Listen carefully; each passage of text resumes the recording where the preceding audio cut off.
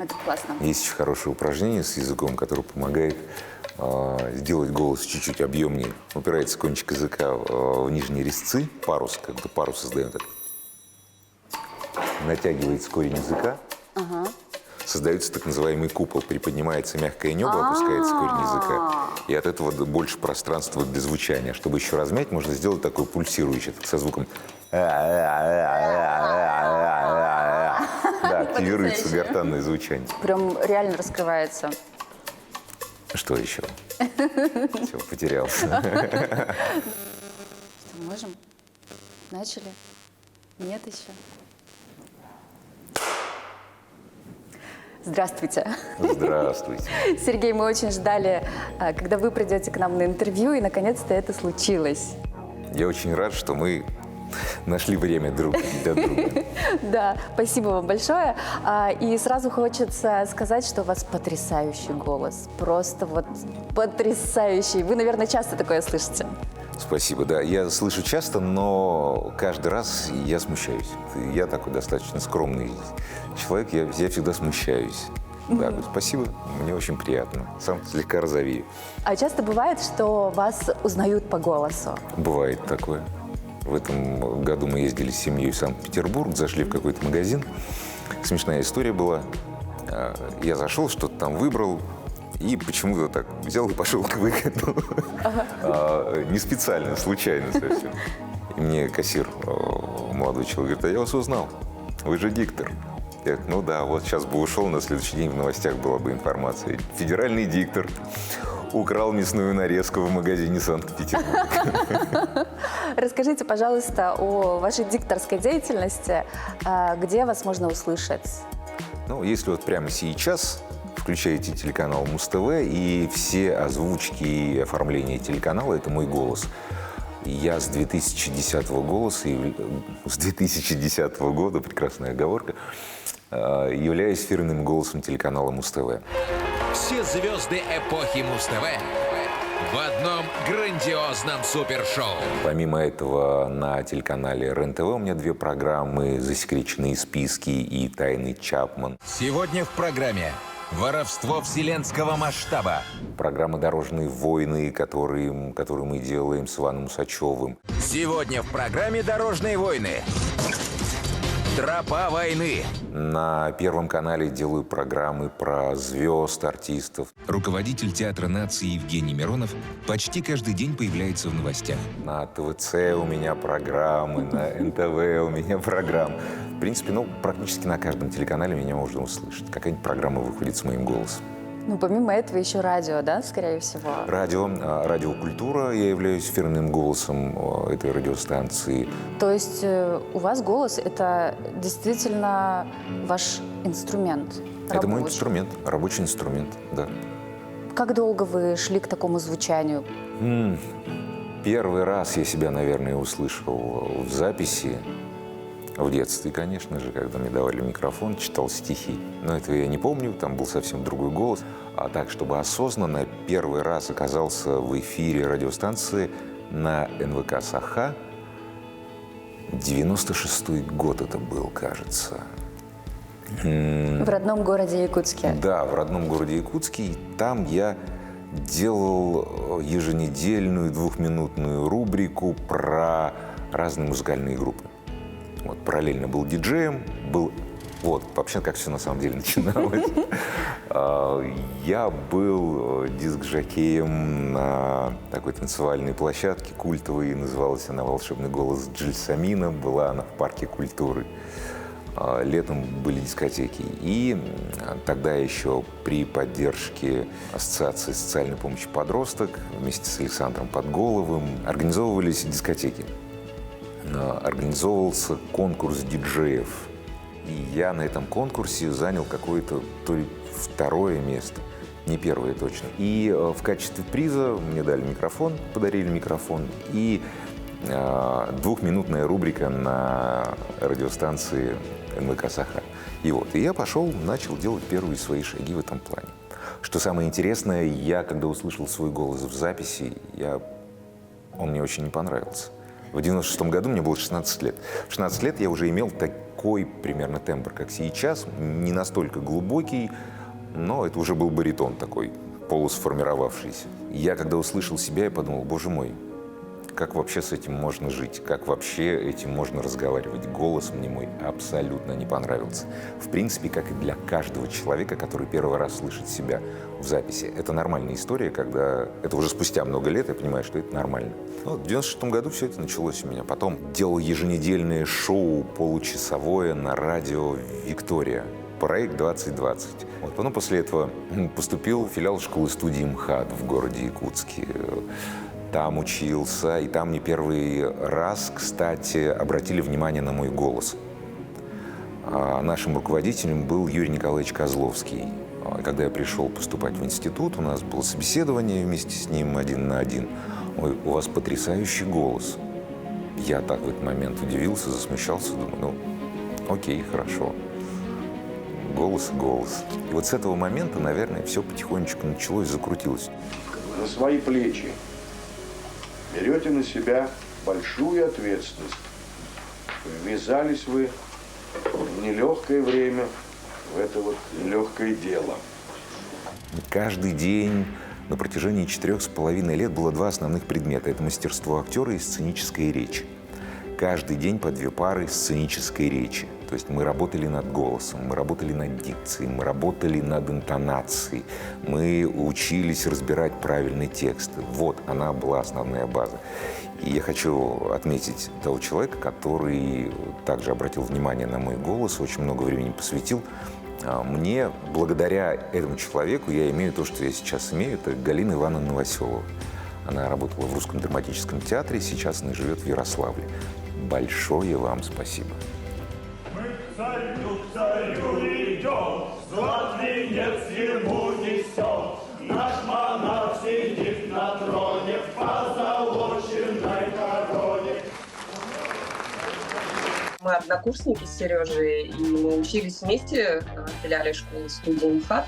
То есть знакомы мы с ним вот так плотно с 1996 года. Ну и, конечно, Сережа уже на тот момент был достаточно известной личностью в Якутске. Он ведь танцор, он диджей, он звезда дискотек, на которые мы там по молодости все бегали. Он солист танцевального ансамбля. Он прям был, его узнавали на улице. И потом мы встретились здесь с ним в стенах Русского театра на вступительных экзаменах.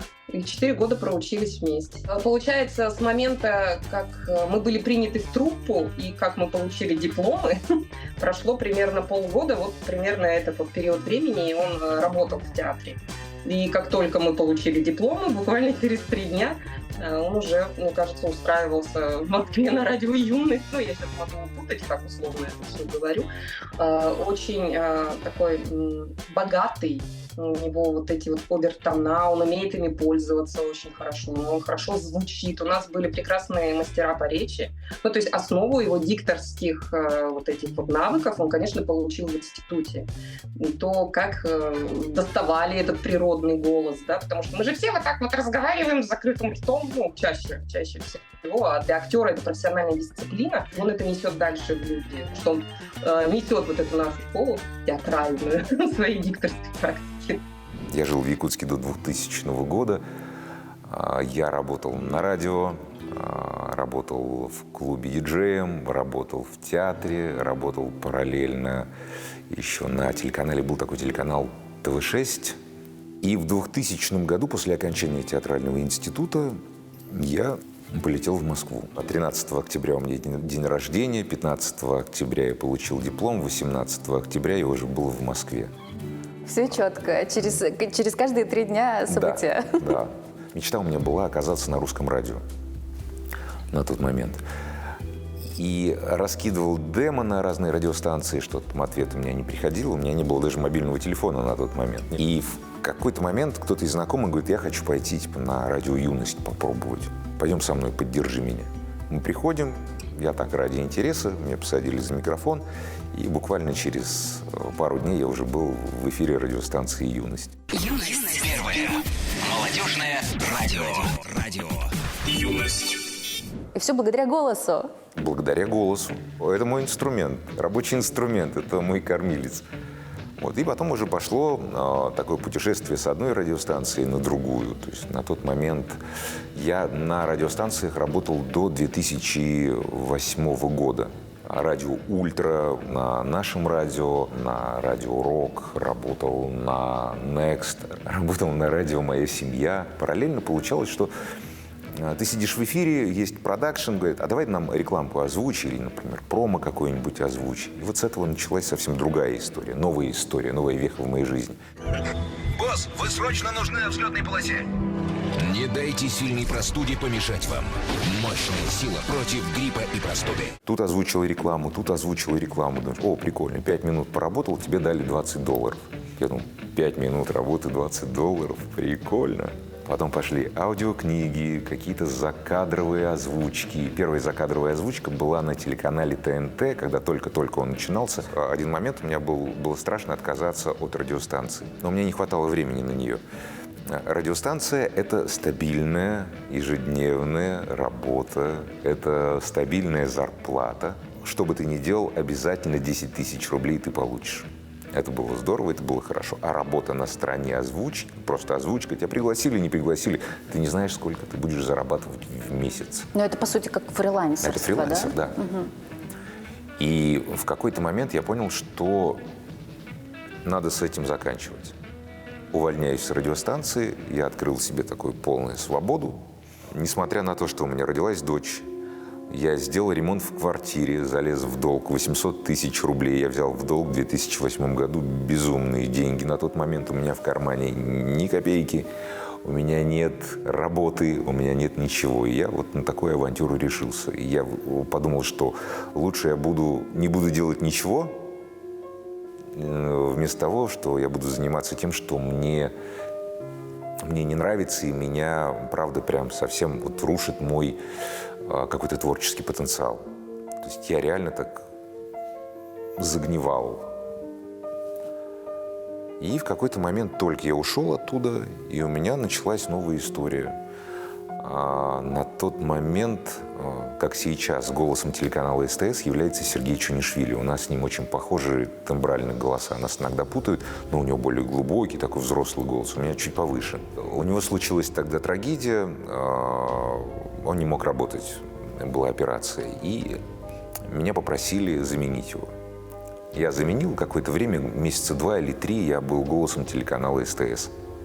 Вот. Это мой первый выход на такой федеральный уровень.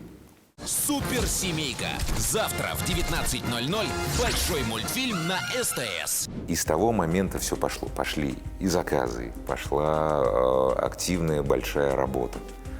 И вот сейчас, спустя уже сколько лет, с 2008 года, у меня нет какой-то трудовая книжка где-то лежит. Вот в 2008 году я забрал трудовую книжку, и все.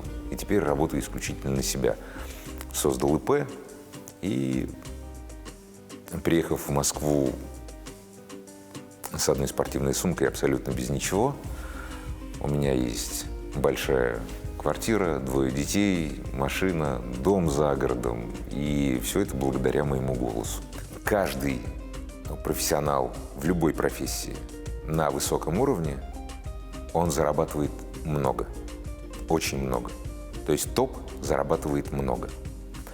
А та же самая история и в профессии с диктором. Ну, я могу немножко так-то какие-то маленькие раскрыть истории, такие ценообразования, чтобы, примерно понимать. Начинающий диктор в России, который озвучивает рекламу, он озвучивает рекламный ролик до 30 секунд за 500 рублей. От 500 рублей стоит озвучка рекламы. Топовый диктор за 30-секундный ролик начинается от 10 тысяч рублей. Навык, известность, уровень. Федеральный диктор, если обратиться к голосу любого телеканала, он будет стоить дорого. Но таких людей, вот сколько федеральных телеканалов, вот столько их и есть. То есть это топ. Какими навыками вообще нужно обладать, чтобы сейчас стать диктором? Ну, еще и топовым, конечно, желательно. Опять-таки дело случая, чтобы стать топовым. Чтобы прийти к этому просто так со стороны, достаточно сложно. Любой топовый диктор в нашей стране имеет театральное образование. это актер. Ну, что нужно? Иметь голос, хорошую дикцию, уметь чувствовать текст, внутренний артистизм. Нужно заявлять о себе. То есть я топом тоже стал не сразу. Я не сразу попал на телеканал. Я прошел кучу радиостанций в Москве. Я на них поработал. Потом в итоге оказалось, те люди, которые работали на этих радиостанциях, переходили на другие радиостанции, переходили на телеканалы. Там были звукорежиссерами, сценаристами, продюсерами, копирайтерами. И тут вот в какой-то момент они понимали: о, у меня же есть знакомый Серега. Приходи, у нас тут есть вакансия. И вот таким образом, казалось бы, опять-таки случайно, но все случайности не случайны, они привели меня вот туда, где я есть. 2 премии «Золотой глобус». 2 премии «Эмми». Сериал про обратную сторону закона. Как избежать наказания за убийство. 2 серии подряд. Сегодня в 23:30. Как вы думаете, почему выбирают вас? Я точно знаю, почему меня выбирают. Есть несколько факторов. Качественно и быстро. То есть все, кто ко мне обращается, они знают, что вот прямо сейчас, если нужно сделать, в течение 30 минут, в течение часа, я обязательно это сделаю. Я знаю, чувствую текст, который я читаю. Я читаю, как правило, с листа. То есть я предварительно не знакомлюсь с текстом. Но это не сразу ко мне пришло, это долгие-долгие годы. То есть мне дают текст, я его сразу начинаю читать, я его вижу, как ноты. Я слышу, понимаю, чувствую, передаю. Также можно догадываться, почему они меня выбирают. Голос узнаваемый, федеральный голос. Надо спросить у тех людей, которые меня заказывают, которые ко мне обращаются, почему они ко мне обращаются. Белое изобилие божественно давали богам, брызгая кумыс в священный огонь. Тогда-то высшие божества, стерхами став, приветствуя, благословляя людей, пролетели над Эсэхом. Конечно, видно, что человек профессионал, да? И, конечно, он сейчас уже визитная карточка нашего Эсэха, потому что его голос звучит во всех наших рекламных тизерах, да, которые крутятся на московских площадках. Ну и, соответственно, конечно же, само открытие он у нас проводит и концерты. И всегда, конечно, нам легче работать с нашими земляками, потому что не нужно объяснять никакие наши какие-то нюансы, наши традиции, нашу историю. Да? Люди сами в этой теме с удовольствием это все рассказывают.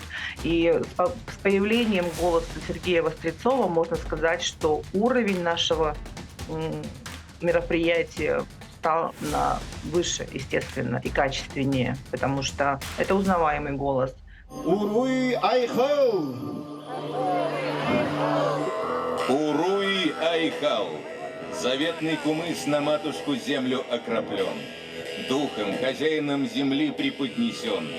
И пусть благословенный напиток богов разливается, словно река. Вы сейчас, когда проводите Эсэх в Коломенском, что вы чувствуете? Вы чувствуете свою близость с Родиной? Вы вспоминаете, может быть, свои эсэхи, которые у вас проходили в вашем детстве? Приехав сюда, я, наверное, стал больше этим проникаться. Опять-таки, якутские пения задействуют такой какой-то глубокий внутренний природный голос. Даже там горловое пение, оно идет изнутри, оно идет как раз из души, мне кажется. Ну, вот такое глубокое вибрирующее звучание. Мне это очень близко. Я больше скажу. Климатические условия влияют на голос. Почему мы можем определить, например, по говору, откуда человек, из какого региона? То есть это все не просто так. То есть это сформированные какие-то орфоэпические нормы произношения гласных звуков. Они по большей части связаны еще и с климатом. Например, Якутск или другие города, которые находятся на севере, Екатеринбург. Обратите внимание, когда человек разговаривает, по большей части у него губы чуть-чуть вперед. То есть это особенность жителей северных регионов. Мы уже заранее готовимся замерзнуть. Да, да. Учу, вот так. Ага. Я когда жил в Якутске, и приходя домой после минус 50, я начинал улыбаться, и у меня лопались губы. То есть у меня зимой обязательно здесь посередине была трещинка, была щель, потому что губы лопались. И мы подсознательно, неосознанно вот таким вот образом разговариваем. То есть таким образом формируется произношение. Вот это тоже влияние внешних факторов. В якутском говоре есть очень короткие быстрые фразы. Обрубаются непевучая речь. Обрываются короткими фразами. Есть еще звуки-паразиты. Очень часто встречаются ага. Вот это Ди, сразу. да, ага. Вот это сразу выдают якутов. Да, вот такие особенности, они есть в каждом регионе, в каждом. Пускай там даже говорят все на русском языке, но есть определенные какие-то орфоэпические особенности произношения звуков. Кто-то окает, кто-то акает, кто-то коротко так говорит. На юге фрикативное «г». Ближе к центру очень много редукции. То есть редукция – это сокращение и преобразование гласного звука. Очень много редукции в Москве. Многие говорят, в Москве все акают, как будто открывают слишком сильно гласные звуки. Нет, это не совсем так. В Москве акают те, кто сюда приезжают, и у них стереотип того, что здесь все акают. Они начинают так разговаривать. Я до 20 лет жил в Якутске, но сейчас я уже больше живу в Москве, чем в Якутске я тогда жил. Но, конечно, сформировалось мировоззрение, в первую очередь, там какое-то становление самого себя, меня. Скажу однозначно, Якутск сформировал во мне понятие чести. Когда я жил в Якутске, любое сказанное тобой слово, оно было железобетонным. Как сказал, так сделал. Якутск сделал меня сильным, выносливым физически. Якутск оставил в моей памяти любовь к якутской кухне. Каждую зиму, декабрь или январь мне из Якутска присылают обязательно жеребятину, аягос, строганину. Родился я и жил те, кто знает, на Сороковке. Что такое Сороковка? Это Дзержинского 40. Во 2 классе мы переехали на 202-й микрорайон, его только-только построили. Еще даже не построили, там половина домов еще только строились. Я приезжаю в Якутск, я первым делом гуляю по нему пешком. Я прохожу от 202-го микрорайона и дохожу пешком через центральную улицу до театра оперы и балета. Это у меня ритуал. Через Лорб, через гостиницу «Стерх» обязательно, через кинотеатр «Центральный», Русский драматический театр, театр оперы и балета. И эти все места, они… знаете, я не то что прохожу, я иду так, я как будто бы скольжу по земле, как будто пролетаю этот путь. И всегда прохожу с улыбкой. Мне очень приятно, я заряжаюсь в этот самый момент. И что удивительно, если вдруг у меня есть какие-то внутренние проблемы, которые я там что-то пытаюсь разобраться в себе, или, может быть, в жизни у меня что-то не получается, а после поездки в Якутск как-то все становится ясным, и все налаживается, все становится по-другому. Если есть какие-то сомнения, после Якутска сомнений нет, я знаю, куда идти. Вы сказали такую вещь про мечту и про русское радио. Удалось исполнить мечту? В русское радио пригласили, поработали там? Нет, на русском радио я не поработал, но в русской медиагруппе я поработал. Это общий холдинг с русским радио. То есть так или иначе пересекался, но туда не попал. Ну и, наверное, слава богу. Я благодаря своей мечте, идя к ней, я немножко ушел в сторону, и в ту сторону, которая мне лучше, в которой мне комфортнее, в которой мне интереснее. И вот сейчас я вот именно этим живу. Ну, параллельно у меня еще случилась история с созданием школы голоса. Тоже опять все случайно. Официально у меня открылась онлайн-школа в 2020 году. То у меня ученики не только с России и ближнего зарубежья, но и с дальнего зарубежья. Я буду продолжать заниматься тем, чем я занимаюсь. Мне это нравится. Это, наверное, это мое любимое занятие. Я не могу сказать, что это работа. Я не могу назвать это работой. Это то, что мне приносит огромнейшее удовольствие. Несмотря на то, что у меня нет выходных. У меня нет такого понятия, как выходной. Даже когда я уезжаю куда-нибудь в отпуск, я беру с собой обязательно микрофон, потому что мне обязательно кто-нибудь позвонит и скажет «надо». Голос — это отражение нашего внутреннего мира. Я хочу, чтобы отражение голоса человека было наполнено осознанностью и глубиной тех внутренних переживаний, которые он испытывает. Наверное, к этому я стремлюсь. Я считаю, что голос — это как кисть художника, которая рисует в сознании, в воображении слушающего картину. Я хочу, чтобы все умели это делать.